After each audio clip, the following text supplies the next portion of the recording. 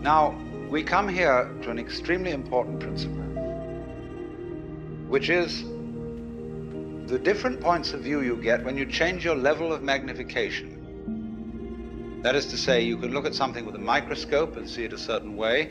You can look at it with the naked eye and see it in a certain way. You look at it with a telescope and you see it in another way. Now, which level of magnification is the correct one? Well, obviously, they're all correct, but they're just different points of view. When we examine our bloodstreams under a microscope, we see there's one hell of a fight going on. All sorts of microorganisms are chewing each other up. And if we got overly fascinated with our view of our own bloodstreams in the microscope, we should start taking sides, which would be fatal, because the health of our organism depends on the continuance of this battle. What is, in other words, conflict at one level of magnification is harmony at a higher level. Now, could it possibly be, therefore, that we, with all our problems, conflicts, neuroses, sicknesses, political outrages, wars, tortures, and everything that goes on in human life, are a state of conflict, which can be seen in a larger perspective as a situation of harmony?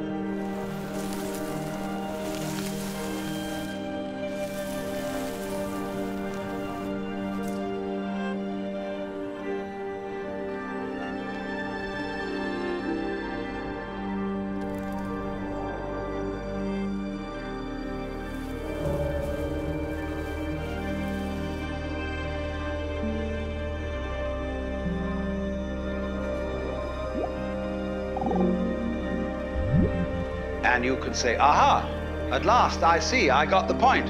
I've seen how all this makes sense. But what this insight depended upon was your overcoming the illusion that space separates things. That is to say, the space, the interval between your body and mine. The interval created by birth at one end and death at the other. And then after somebody's death, then somebody else's birth. These are events with intervals between them. And normally we regard these intervals in time and these intervals in space as having no importance, no function. We tend to see the universe itself as really consisting in all the stars and galaxies. That's what it is, that's what we notice. But the space in which all this happens is sort of written off as something that isn't really there. But what one has to realize is that the space is an essential function of the things in the space. After all, you can't have separate stars unless there is a space around them. Eliminate the space and you will see you couldn't have this phenomenon at all.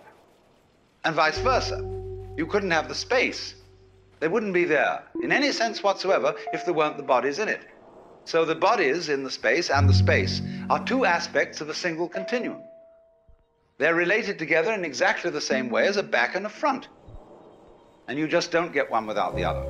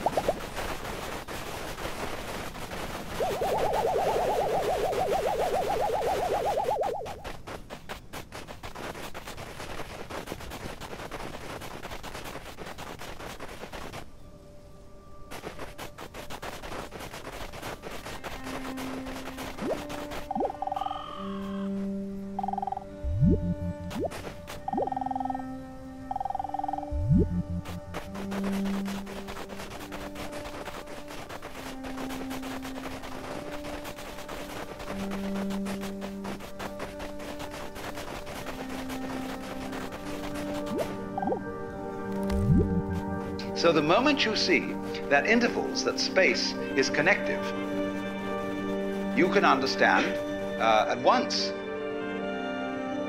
how you are not just to be exclusively defined as a flash of consciousness that occurs between two eternal darknesses.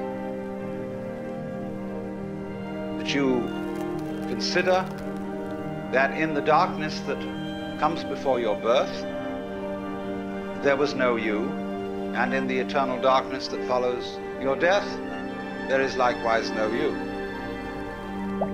And I'm going to discuss these matters not by appealing to any special spooky knowledge, as if I had been traveling on the higher planes and knew all my previous incarnations and therefore could tell you authoritatively that you are much more than this individuality.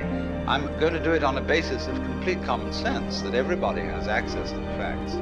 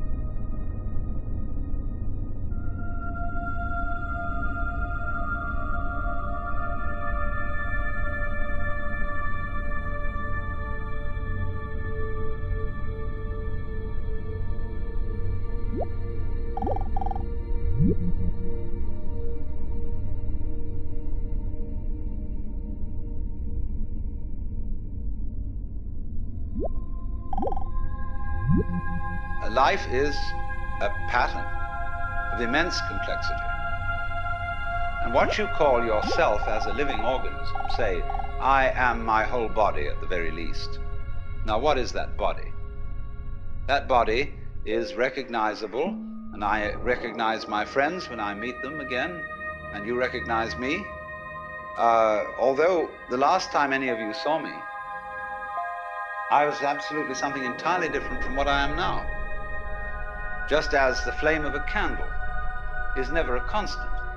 A flame of a candle is a stream of hot gas. Only you say the flame of the candle as if it were a constant. Well, it is a recognizably constant pattern, but in exactly the same way, we are all constant patterns. And that's all we are. The only thing constant about us at all is the doing rather than the being. It's the way we behave, the way we dance. Only there's no we that dances. There's just the dancing. There is no thing that whirlpools. There is the whirlpool. And in the same way, each one of us is a very, very delightfully complex undulation of the energy of the whole universe.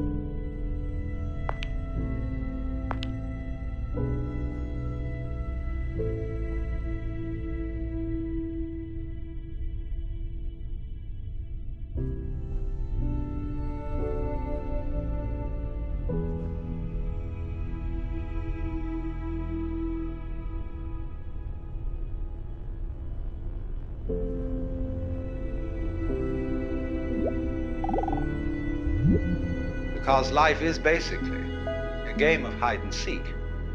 because life is pulsation. On and off. Here it is, and now it isn't. And by being this pulsation, we know it's there. Now, from those very tiny fast rhythms, which give us the impression of continuity, there are also in this universe immensely slow rhythms. And these are very difficult for us to keep track of. And they impress us and depress us as our own life and death, as our coming and going, which goes for what is to us such a slow pace that we can't possibly believe that it is really a rhythm. We think of it as our birth, as something quite unique that could never occur again because we're so close to it, you see, and it's moving so slowly.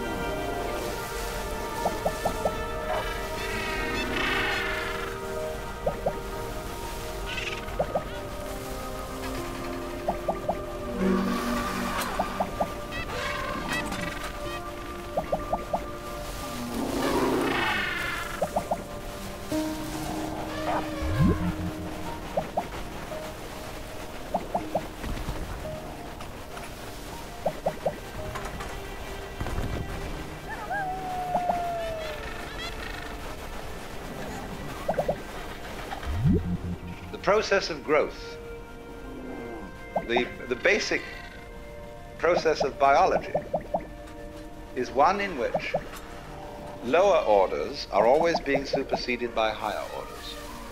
But the lower order can never figure out, or only very rarely figure out, what the higher order is that's taking over, and may see it as a terrible threat, as total disaster, as the very end, but can never be aware that the principle of growth always has and always will continue. Because that's what's going on. But you never know what the next step is going to be. Because if you did know, you wouldn't take it. Because it would already be past. Do you understand this? That any certainly known future is an event of which we can say, you've had it. And in that sense, it's past. When we play a game, the outcome of the game becomes certain. We at that point cancel the game and begin a new one. Because the whole zest of the thing, which takes me back to the idea that this whole thing is a hide-and-seek game, is that you don't know what the next order coming up is.